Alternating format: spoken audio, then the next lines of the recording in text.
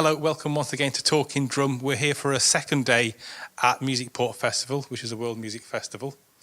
Yesterday, I interviewed you on the beach. I happened upon you on the beach playing a balafon, and we got talking, we did a fantastic interview, and then it turned out that you also play spoons, and the spoons workshop that I was planning to come to today, and I was really excited about most of the weekend.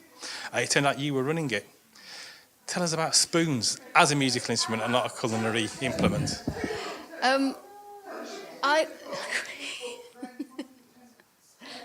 That's all right. There was some people enjoying the festival so much they're cheering and shouting, probably about the spoons workshop that they missed. Apparently they're complaining because they missed the spoons workshop. Can we cut that bit?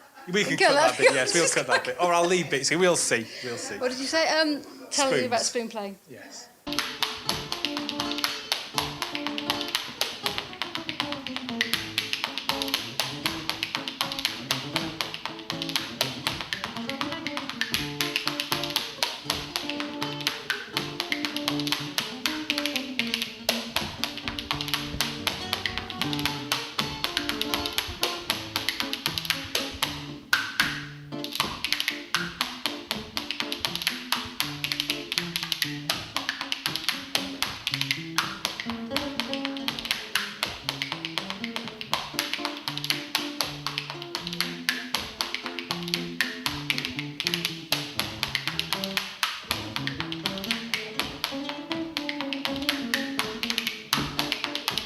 I got into spoon playing about probably 8 years ago or something. I was playing with a band and we were doing a song which just for some reason seemed to be calling out for spoons. I'm not really sure why. It was quite a jolly tune. And I thought, I thought it would be a great thing to learn. They're very portable, great fun to play. So I started off learning from a video by a guy called David Holt. He's an American guy, he's a fantastic musician. And I just had an introductory sort of video of his, and I learnt some stuff from there. And went from there, really. I just love playing them. They're just such great fun, makes people smile. Now, they are fun. This is a I like to be controversial, I like to challenge. Are they a real musical instrument? Of course they are, of course they are. People used to play them years ago. I don't know how far back it goes, but I think it goes back quite a long time, and I think it's something that's died sort of recently, more recently, but I'm trying to bring it back, because I think everyone should play the spoons. I just did a workshop with you, and I really enjoyed it. The thing that got me, and there's something that I couldn't believe how expressive they are as a musical instrument. In theory, you're getting a pair of spoons and you're hitting them against your leg and you're hitting them against your hand. How does that expressiveness in terms of tone come out? I mean, you can get different sounds depending on how you hit your leg. For example, I'll show you. Oh, we've got some handy spoons here. Yep. Okay. For example, if you tap your leg just with the tip of the spoon, you get a very light sound. If you use the whole spoon, get more of an accented, heavy sound. So one of the rhythms that I play a lot is this rhythm. It fits with a lot of music. So what I usually do is put the accents in like this. So you can hear the different tones, which is very different to just doing that kind of thing.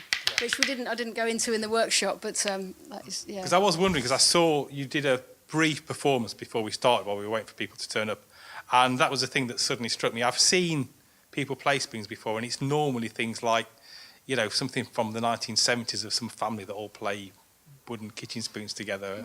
Right. And it's kind of shown as an example of how bad TV was in the 70s. And then I saw you playing, and I thought, this is a real musical instrument, and I can't believe that people aren't playing them more. Now, you had a variety of, well, for a start, I thought you had probably like 1,000 sets of spoons there, but you had spoons of different types as well. Yeah. So does that make a difference in tone as well? Oh, of course, yes. I mean, these are actually my favourite spoons to play myself. I use them a lot.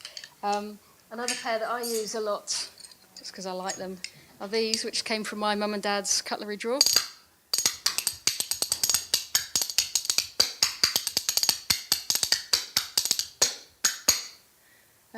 So I really love the sound of them. And there are also, if you sort of root around them in cutlery drawers, sometimes you find some that ring on a bit more as well. These don't ring that much, but some actually, they give a really good ring. Some of the others that I use in the workshops are these, which are really good for beginners. Oh, is that the ones with the groove in the middle? With the groove. Yeah, my fingers start to hurt quite early on, and I moved to those, and I did find it a bit more of a relief. Yeah. Not everybody finds these easier, but a lot of people find them easier just because they've got the hole for your finger. So you put your first finger through that hole, thumb on the top, 3 fingers underneath. And I think sometimes if you haven't got that hole, you know, your hand slides around a bit more, and it's harder to grip. So I use these. These are very popular. These are some of the ones that I use with younger children and with special needs groups, joined up spoons. So all you have to do is hold on to the blue handle. I've also got some wooden ones a little bit like that as well. These are my latest acquisition, which came from a kitchen shop. Came in a set of 4. These are the smallest ones. Unfortunately, they wouldn't sew with them separately.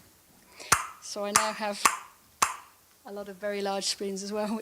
So I do tend to embarrass the family because obviously the entire world is a potential musical instrument, I think, if you're a percussionist. Definitely. So when you go into a hardware store or a kitchen store, are you the kind of person that is tapping things and thinking, should I be buying this as a musical instrument? I do sometimes, yeah. I tend to head for the spoons more than anything else, but I'm always keeping an eye out for... And can you get friends and families to come with you shopping, or is that a problem because of the fact that you start doing things like that? Or are they used to it by now? I think they're used to it. I mean, I suppose I tend to root around in kitchen shops when I'm by myself. Right. But yeah. I think resigned is the way that I could describe my family when we go shopping. I think people are used to my spoons craze. So here's the thing that as soon I can get very kind of, I'd like to say deconstructionist, but probably geeky is probably the word. As soon as I saw you playing, the thing that went through my head was, are these some kind of a beta and your body the musical instrument, or are they a percussion instrument and your body is the thing that's playing them? How does it fit into the way that you think of more, not conventional, but other types of percussion codes? One of them is shaker, where if you play your shaker, you're playing backwards and forwards. I mean, I suppose if you're playing drums with sticks... As if you were hitting a stick, you would get beats that only happen when you go forwards. When you play a shaker, you get beats both ways, or you get sounds both ways. There was a bit of that with your technique with the percussion, and also a technique that reminded me of tambourine players when they play the tambourines in samba bands, where when you're lifting the stick up, you're turning the drum over so that you hit it down on one side, back on the other. It's very similar what we were doing earlier. Yes, and so it shows a bit of that. That kind of thing. But you could actually play it a little bit like the samba sort of style. It's a bit like that, isn't it? That kind of feel to it. So yeah, you could do the same thing but change the feel and get that kind of groove going. Yeah. And that's, I think, what I enjoyed, and this is why I'm going to recommend everybody out there to start learning to play spoons if you're a percussionist, is it's a much more expressive instrument than even hand drums, because of the way you hold your hands, the way you create a cup against the cup of the spoon, and the way you hit it against your thigh, and also the way that you can get quite sophisticated rhythms because you're getting offbeats and upbeats by literally lifting your spoon hand up, and then the way that you're using your hand. So I noticed that you've got about 1,000 sets of spoons in your workshop set. How long is it going to be before we, and I hope you're going to invite me along to this, before we have the performance of the world's biggest spoons orchestra? Well, I think we need to get organising, don't we? Yeah, I'd definitely love to do something like that. Flash mob, I think, would be good. I think at the World Drumming Network we're going to be in touch. That would be great. That would be amazing. I'd love to do a massive one. The biggest workshop I've done, I think, so far was at Towersey Festival. I've done a few spoons workshops in the church there, which is quite interesting. And we've had about 120 people in there, which has been brilliant. Right. But yeah, to do a really big group, that would be amazing. So let's hope next time we see you, it's because we're filming you and we're involved because we're spoon percussion. There'll be spoon percussionists and they'll be in their hundreds. Yeah, absolutely. Brilliant. Thank you very much, Joe. Thank you.